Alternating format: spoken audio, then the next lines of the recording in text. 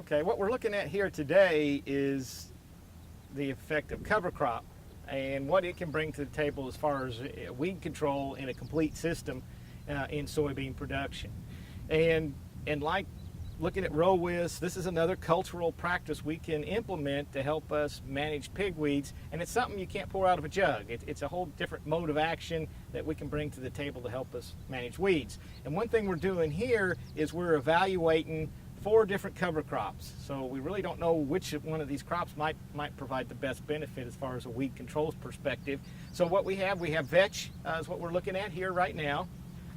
And vetch, of course, is a legume crop. It does offer nitrogen into the soil. But one thing we found with vetch is, and you can kind of see it here, is it breaks down very rapidly. It doesn't have a lot of leaf material. We do have light hitting the ground.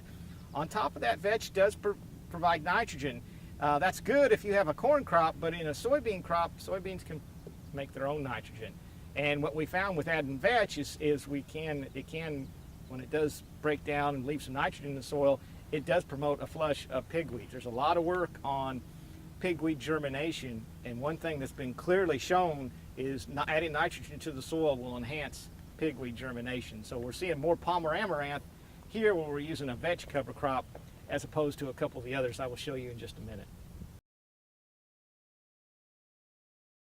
Okay, what we're looking at here is crimson clover used as a cover crop, planted last fall at 40 pounds to the acre. And again, we're seeing what it brings to the table from a weed control perspective. And it does offer more residue than what we see with the vetch. It's a little more robust of a crop and can offer that. But like the vetch, it's a legume. It does leave nitrogen in the soil, not quite as much as vetch we found, and it can promote a little bit more germination of pigweed. Overall, though, we see a little bit better cover crop effect with the clover as opposed to the vetch. Okay, what we're looking at here is cereal rye cover crop. As opposed to the other 2 that are legumes, this is a grass crop. And there's been a lot of work used with cereal rye, and it's been one of the more utilized cover crops in row crop production system. And one of the reasons is a fair amount of documented research on it bringing pretty good weed control to the table in a corn, soybean, cotton type rotation. And here we're looking at it in soybeans, and indeed it did offer better weed control than what we saw with the legumes, like with the vetch or with the crimson clover. And you can see it's a fairly robust crop. We can usually get it about waist high here in Tennessee, planted at about 20 pounds per acre at a good planting date. You know, certainly no later than late October. Ideally, it'd be like this, more so the middle of October, to get this kind of growth.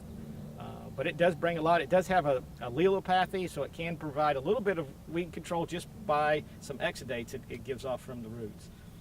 This incorporation with a herbicide program has looked very good in our research to date.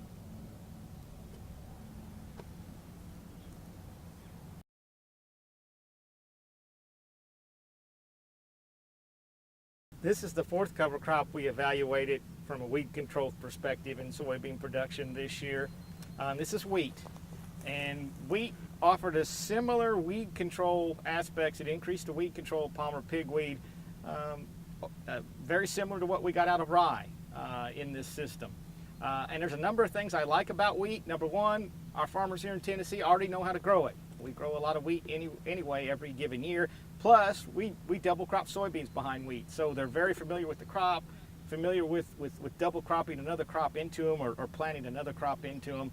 The difference here is we don't combine the wheat off for grain and then double crop. We are actually planting our soybeans earlier in the system and getting a better yield.